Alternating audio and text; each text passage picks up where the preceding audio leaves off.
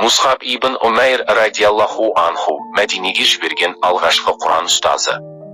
Мусхаб ибн Умайр радиаллаху анху Құрайш тайпасынан шыққан өте сымбатты, ақылды жігіт еді.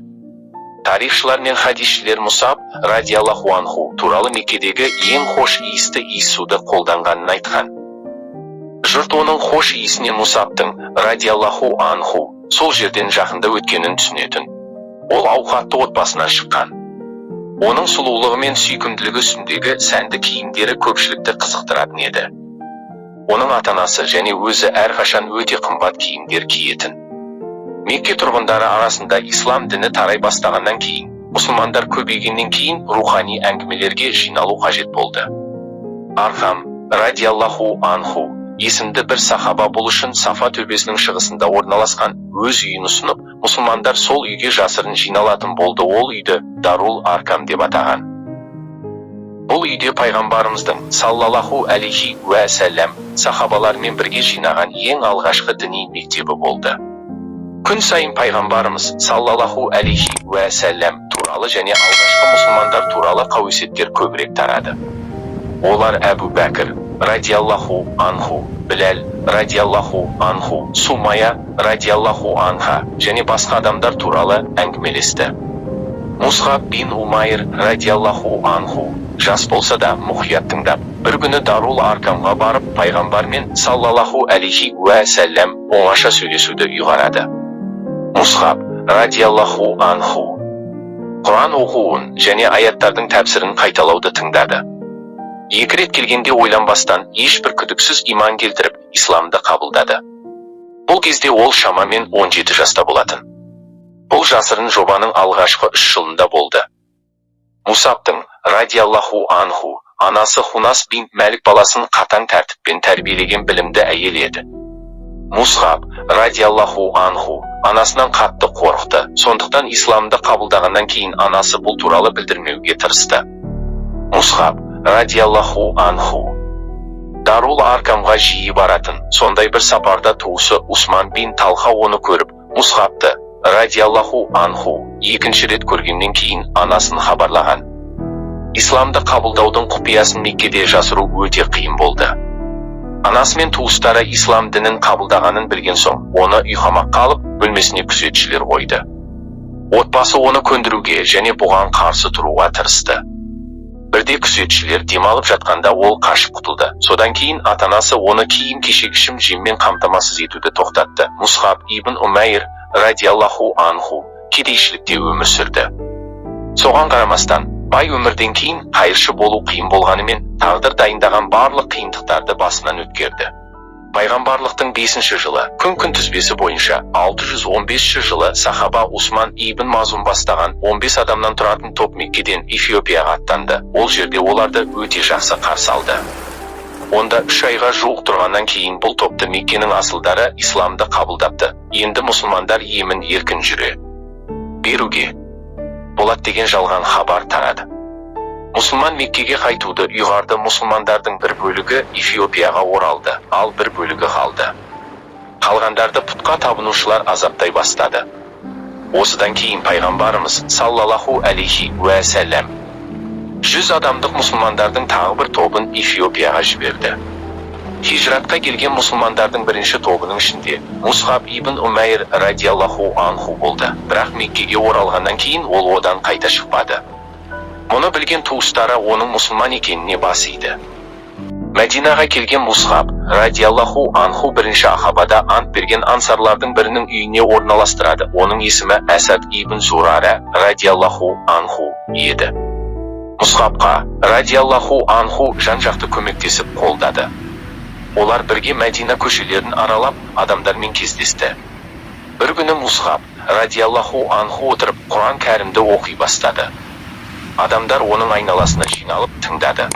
Мұны білген Усайд ибн Худайр, Мәдиналық тайпалардың бірінің басшысы, қатты ашуланып, ызаланып жиналған халыққа жақындады. Ол барлық адамдарға қорқыныш ұялатты, бірақ Мусаб радиаллаху анху сабырлы болды. Асад ибн Зурара радиаллаху анху бұдан бұрын оған кім олардың бағытында бара жатқанын айтты. Сондықтан Мусаб мұқият болды.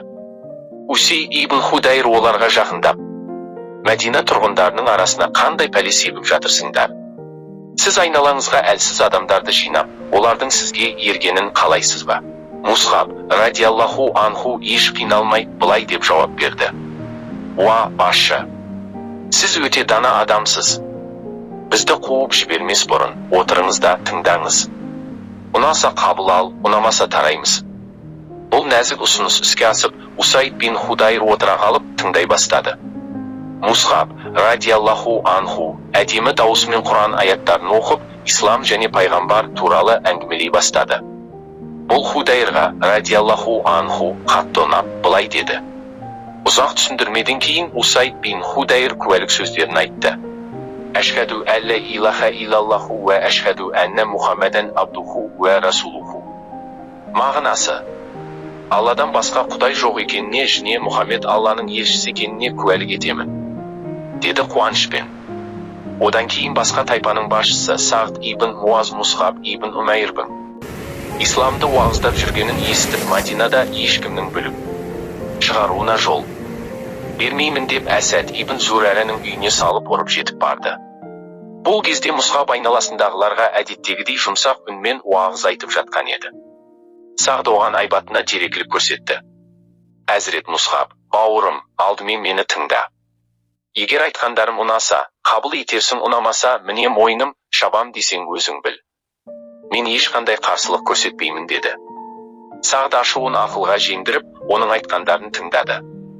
Мусхаб ибн Умайрдың жымиған күлкісі, жұмсақ сөзі мен дәлелдерінің ақылға қонымдылығы оның жүрегін жібітті. Сөйтіп Сағд ибн Муаз иман еткендердің қатарына қосылды.